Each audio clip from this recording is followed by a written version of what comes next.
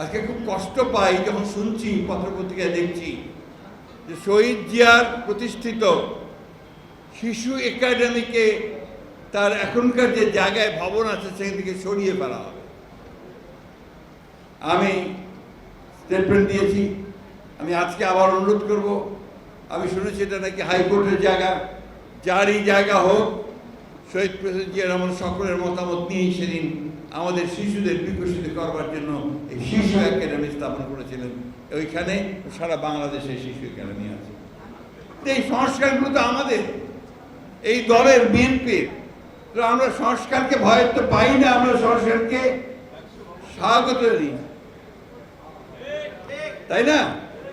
এখন ধন্যবাদ যে অন্তত 12টা জায়গায় একমত হতে পেরেছি আমরা। সমস্যাটা ওই জায়গায় হয় যখন দেখছেন নতুন নতুন চিন্তা আসছে, সেই চিন্তাগুলো আমাদের দেশ জাতি ঠিক পরিচিত নয়। এ ব্যাপারে আমি কমেন্ট করব না, একটা কমেন্ট করতে চাই। এই যে পিআর, প্রপোর্শনেট রিপ্রেজেন্টেশন, বা বাংলা কি বলা যায়, আনুপাতিক হারে প্রতিনিধি আপনার পার্লামেন্টের লোয়ার হাউসে, এটা আমাদের দেশের মানুষ বোঝেই না। তারা বলে পিআর কি জিনিস ভাই?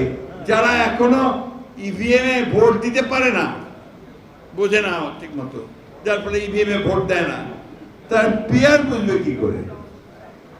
এই চিন্তা ভাবনা থেকে দূরে সরে যেতে হবে। এবং দুঃখজনকভাবে আমাদের দেশের কয়েকটা রাজনৈতিক দল এটাকে প্রমোট না, বন করে বসে আছে, এটা না হলে নির্বাচনে যাব না।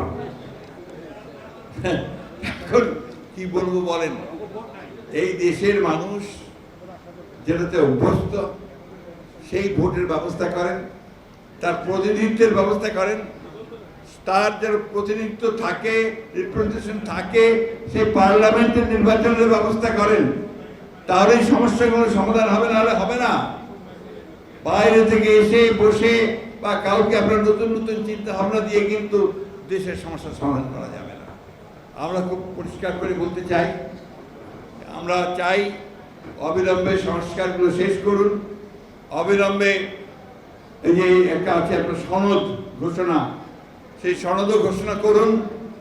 আর দয়া করে নির্বাচনের যে তারিখটা নির্ধারণ করেছেন আমাদের ভারপ্রাপ্ত চেয়ারম্যান জনাব তারেক রহমানের সঙ্গে লন্ডনে বৈঠকে বসে, যেটাতে জাতি অনুপ্রাণিত হয়েছে, আশান্বিত হয়েছে, সেই সময়টাতে নির্বাচন দিন, মানুষকে তার অধিকারটা ফিরিয়ে দিন, ভোটের অধিকার ফিরিয়ে দিন।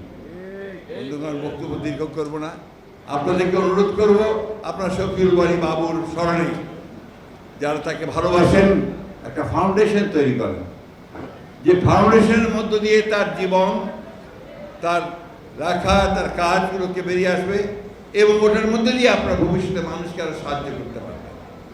আমাদের শফিউল বারী বাবুর স্ত্রী, সে অনেক কাজ করার চেষ্টা করে, কিন্তু একটা সমস্যা, তাকে আমরা কোথাও জায়গা দিতে পারি না। আমি সবাইকে অনুরোধ করব, তাকে যেন আমরা জায়গা দেই, রাজনীতি, সমাজ সবকিছুর সঙ্গে জড়িত হবার, শফিউল বারী বাবুর স্বপ্নকে বাস্তবায়িত করবার একটা সুযোগ সে যেন পায়, তার সন্তানেরা যেন লেখাপড়া শিখে মানুষ হতে পারে, শফিউল বারীর নাম যেন তারা উজ্জ্বল করে রাখতে পারে, সেই দোয়া আল্লাহ তাআলার কাছে চাইছি। এবং আপনাদের সকলকে আবারও আমাকে আজকে এখানে কথা বলার সুযোগ করে দেওয়ার জন্য ধন্যবাদ জানিয়ে শেষ করছি। আসসালামু আলাইকুম।